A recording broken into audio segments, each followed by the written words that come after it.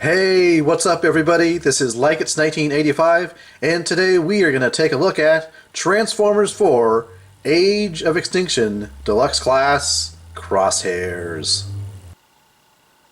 Alright, so let's have a close look at the Crosshairs vehicle mode here, which is a Corvette. Really fantastic looking car, and I'm a very enthusiastic about sports cars as well as Transformers, so this really hits those two spots really nicely. So really nicely detailed here in the vehicle form, and I like the color scheme of the green and the black. It's pretty cool. You've got the Autobot symbol there, as well as on the other side. Nice spoiler on the back, nice sculpting details there on the back as well.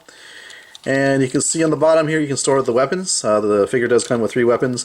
Now these 2 weapons here, I guess you call them the pistols, they don't show you in the instructions to tab in place into the hands, but that's what I've done here just to keep them stored away in vehicle form. So let me get rid of these, and we'll untab the main big weapon here. And you can see the undercarriage, and it's very obviously, you can see the robot form there with the head turned around, the arms, the chest, and the legs. Now, for the most part, all the panels fit nicely together, and by panels I mean all the different parts of the car that form the car mode, and everything that tabs in together tabs in pretty well. There are a few spots like here where it could be just a little bit tighter fit, but overall everything seems to be fitting together pretty well here in car mode. So as you can see, it does roll pretty well, especially once you take off the weapons that are mounted underneath the car. So it does roll really well, so there's no problem there. For the first size comparison, here we have Corvette versus Camaro. And of course this is the Dark of the Moon Deluxe Class Cyberfire Bumblebee figure in car mode.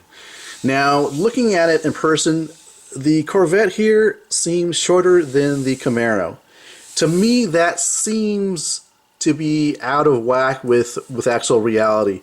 I've never actually compared this Corvette with this Camaro in real person, but I'm thinking and guessing that the Corvette should be at least as long as the Camaro. So that's just one thing. It's not a big deal. I don't think it's too out of scale, but you know, I'll let you guys decide as well. But most people probably aren't going to be displaying their figures in car mode either. But since I'm a sports car guy and a car guy in general, I kind of like to do these comparisons just for fun to see how they stack up in their car modes. So here's kind of a quasi top-down view, and you can see there a size comparison or scale comparison.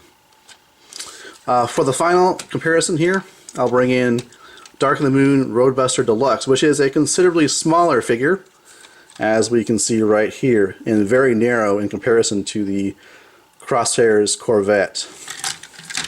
So here's how they stack up. Okay, so let's start with the transformation. Pop these panels out here on the side, and you want to take the rear section here and kind of untab the sides here, bring up the bumper, and this piece gets folded up like that. Then you want to kind of get the arms out. These wheels go to the side, as you can see there. These little panels slip out. Separate the legs, and as you're doing so, it'll free up the center part of the vehicle mode, as you can see here. There we go. So starting with the legs here, bring the feet down, rotate the legs to the front, so you have them looking like that. For the bottom of the feet, you can see there actually is a piece that comes out and does form the heels like that. Now on your figure, likely the face is facing forward for robot mode, so you shouldn't have to do this step. But as you can see, there's really no clearance to get the head to rotate around 360, so I have to pop it off and put the face forward. Now the reason mine was like that is because I chose to have the face hidden in the vehicle form, so it was facing up into the car. But there you go, that's pretty much the transformation. You want to bring these soft plastic pieces here, and well, I should say relatively soft, but they're actually kind of rubberized, and they actually slot into, there's a slot there on the chest on either side, and getting them to stay in there is a little bit difficult, but the effect is something like that. And of course you do the same thing over here, but as you'll probably find as you pose the figure, these may just come out because we got soft plastic going into hard plastic. But the effect is something like that. So for the back section here, you can't do a whole lot. This was basically kibble here. There is a joint right here. You can pop it up and kind of do that, but you can't really fold it all the way back flush with that. So you're left with either that or kind of straight down. And straight down is pretty much how they show it in the pictures and on the instruction guide. So there you go. That's pretty much robot mode. We'll go ahead and take a look at size comparisons next. Okay, size comparisons. Let me first bring in Dark of the Moon Transformers Deluxe Class Cyberfire Bumblebee. So there's how they stack up against each other.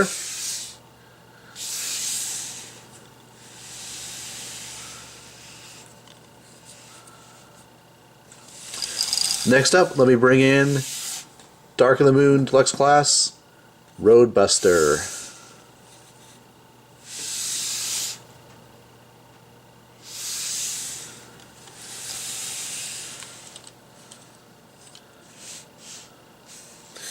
And finally, let me bring in Dark of the Moon Deluxe Class Crankcase.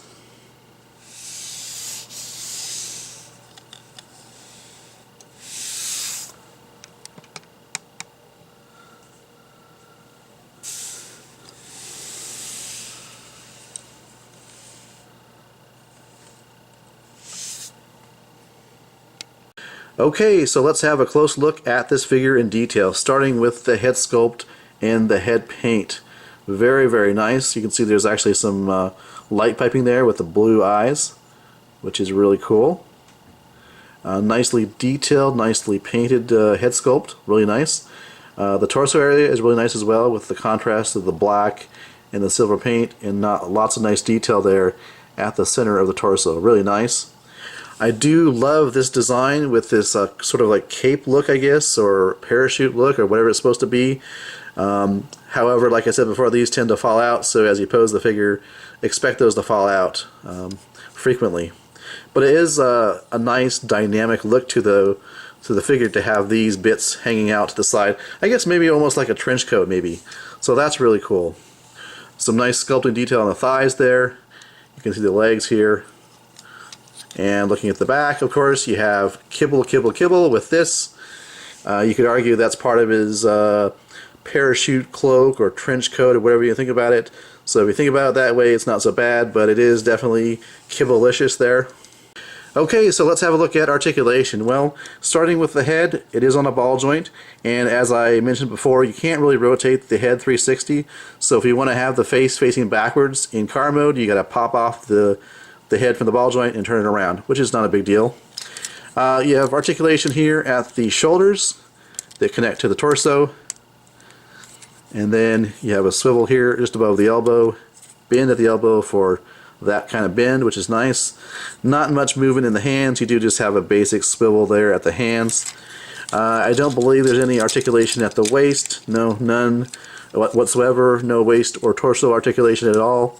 You got the hips here on some kind of joint. I don't know what you call that, but you can see it has a pretty wide range of movement out to the side a little bit. Bend in the knee. Nice bend in the knee, actually. You can see there. Pretty good articulation there. Swivel and a bend, as you can see there. Really nice. Now, one thing I didn't notice at first about the shoulder armor is it's actually independently articulated from the actual shoulder itself. You can see here this joint is moving on its own, which is kind of cool. So you do have that little bit more of opposability as well. Now, as for the wheels here sticking out, there's not a whole lot you can do, because all you can do really is try to rotate these back as far as you can, and then kind of move the shoulder armor here, kind of blocking that. So there's not a whole lot you can do with these wheels if it bothers you that much. It doesn't bother me too much, but you know, I can see how some people may think, well, these wheels are kind of just sticking out there, it doesn't look good. You can kind of hide it that way, just depending on which angle you're looking at the figure too as well. So you can kind of get that effect without having too much of the wheel sticking out. So there is that option, especially if you're thinking about photographing it. Obviously, looking at it in person, you'll see the wheels eventually, but photographing it like this maybe the wheels won't be so apparent, as you can see like that. Just manipulating around the shoulder armor and getting these as far back as possible.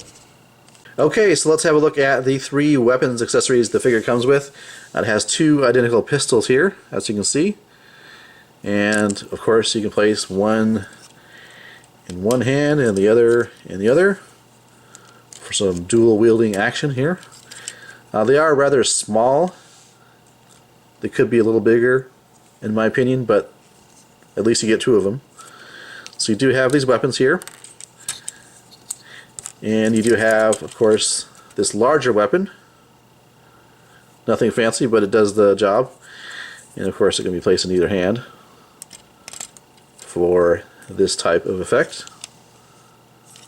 So not too shabby for weapons there. Now it is cool that the figure does come with 3 weapons. However, as you can see, obviously there's only 2 hands, 3 weapons, and there's not an obvious place to store this 3rd weapon. Unlike the previous line, there are no MechTech ports on the body anywhere that I can see. So you're kind of out of luck in terms of storing the 3rd weapon. If you guys know of a place on the figure where there is a place to store a 3rd weapon, please do let me know, but I can't, looking around, see any place where you could conceivably actually plug a weapon in. You may be able to hold something in by friction on the side, you know, or something like that, but there really isn't a port that I can see. Now I do want to show you briefly the packaging art here. Really nice, as you can see, a nice picture of Crosshairs. We can see some detail there as well.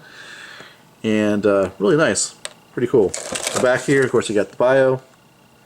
And again, a look at the robot and vehicle form, as well as other figures in this particular Deluxe class wave. Alright, so final thoughts on Crosshairs. I think this is a pretty cool figure.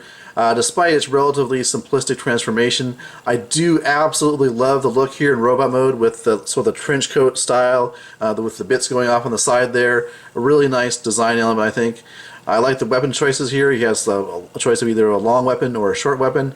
And, you know, I'm a big sports car fan, I'm a big Transformers fan, so I actually like this figure a lot. So far, this is my favorite of the Deluxe figures that have been released. So I do recommend it. If you like cars, if you like transforming robots, then this is not a bad figure.